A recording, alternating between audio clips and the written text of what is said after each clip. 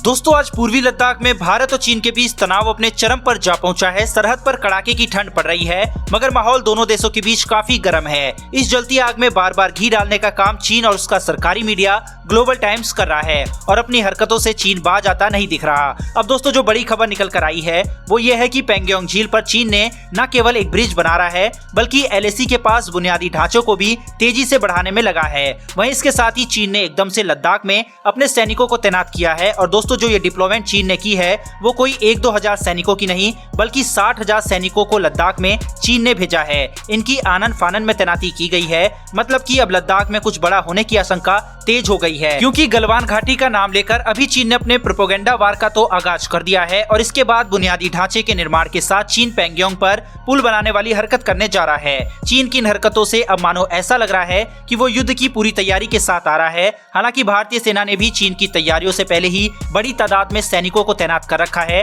भारत ने भी चीन को मुंहतोड़ जवाब देने के लिए अपनी तैयारियों को तेज कर दिया है। भारत की तैयारियां क्या है, भारत ने क्या एक्शन लिया है, यह हम आगे बात करेंगे, लेकिन पहले एक बार चीन के मंसूबों को देख लेते हैं और वो क्या हरकत कर रहा है उसको भी समझते हैं। दरअसल दोस्तों चीन पैंगोंग लेक पर तेजी से पुल का निर्माण कर रहा है। चीन की इस हरकत का पता लगा है सैटेलाइट तस्वीरों से। दरअसल अगस्त 2020 में भारतीय सेना ने PLA को साउथ बैंक पर जो शिकस्त दी थी उसकी चोट उसे गहरी लगी है। हालांकि कमांडर लेवल की बातचीत के दौरान दोनों देशों के सैन्य टुकड़ियां गतिरोध वाले इलाकों से पीछे जरूर हट गई थी, लेकिन बाद में ये खबर आई थी कि चीन ने उस इलाके में अपना इंफ्रास्ट्रक्चर मजबूत करना नहीं छोड़ा है।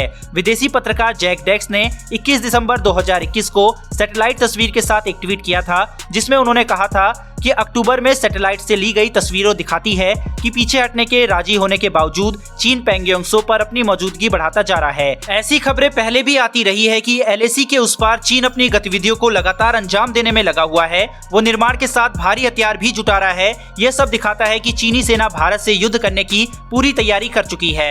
दोस्तों चीन के साथ नए साल के मौके पर संबंधों के समान होने की उम्मीद कर रहे भारत को एक बार फिर से बड़ा झटका लगा है। चीन ने गलवान घाटी पर एक बार फिर से अपना दावा किया है और 1 जनवरी 2022 को यानी कि नए साल के मौके पर ही चीन ने अपने कब्जे वाले गलवान घाटी में अपना राष्ट्रीय झंडा लहराया। इसके बाद चीन के सरकारी मीडिया समेत चीन की एक प्रोपेगेंडा मशीनरी ने वीडियो को सोशल मीडिया पर खूब वायरल कराया। इसका असर भारत पर पड़ा और विपक्षी पार्टियों ने बीजेपी पर कई सवाल उठाए। इससे पहले भारतीय सरकार विपक्षी पार्टियों को जवाब दे उससे पहले ही भारतीय सेना ने झंडे के साथ ये तस्वीर साझा करके चीन को मुंहतोड़ जवाब दे दिया। भारत चीन के बीच सैन्य गतिरोध पिछले 20 महीनों से अधिक समय से जारी है। चीन अपने 60,000 सैनिकों को तैनात करने के अलावा वास्तविक नियंत्रण रेखा पर अपने सेना की तेजी से आवाजाही में मदद करने के लिए सड़कों को चौड़ा करना, नए सड़कों का निर्माण करना, पुल का बनाना यानी कि इंफ्रास्ट्रक्चर का तेजी से निर्माण कर रहा है। गर्मियों के मौसम में चीनी सैनिकों की संख्या काफी ज्यादा बढ़ गई थी, क्योंकि वो गर्मियों में ट्रेनिंग के लिए बड़ी संख्या में सैनिकों को लाए थे। वो अब अपने पिछले स्थान पर वापस लौट गए हैं। हालांकि अभी भी लद्दाख के विपरीत क्षेत्र में करीब 60,000 सैनिकों को तैनात किया गया है। दौलत बेग ओल्डी क्षेत्र के सामने भी नई सड़कें बनाई जा रही है। हालांकि भारतीय सेना की ओर से भी LAC पर हर तरह के खतरे का सामना करने के लिए बहुत मजबूत कदम उठाए गए हैं। चीन के किसी भी कार्रवाई का जवाब देने के लिए भारत पूरी तरीके से तैयार है।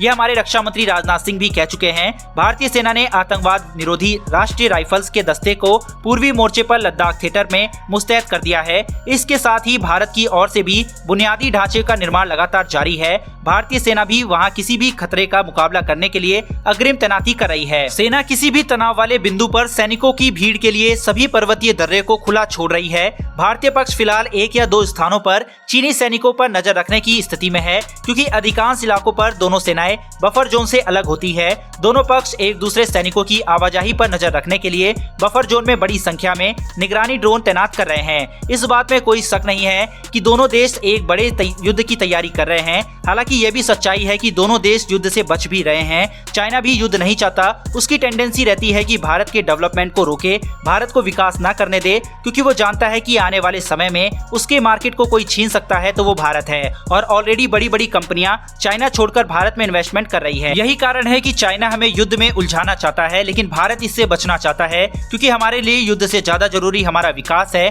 हम इकोनॉमिकली स्टेबल होना चाहते हैं। ऐसे में हम अपनी 1 इंच जमीन भी नहीं छोड़ेंगे और युद्ध भी नहीं करना चाहेंगे। यहाँ तक कि प्रधानमंत्री मोदी ने भी कभी भी चीन का नाम अपने भाषण में नहीं लिया है और इसी तरह से शी जिनपिंग ने भी भारत का नाम अपने किसी भी बयान में नहीं लिया है। बहरहाल LAC पर तनाव काफी बढ़ा हुआ है, देखना होगा कि ये कैसे आगे कम होता है। फिलहाल दोस्तों इस वीडियो में इतना ही, फिर मिलेंगे डिफेंस से जुड़ी ऐसी एक नई वीडियो के साथ। धन्यवाद, जय हिंद।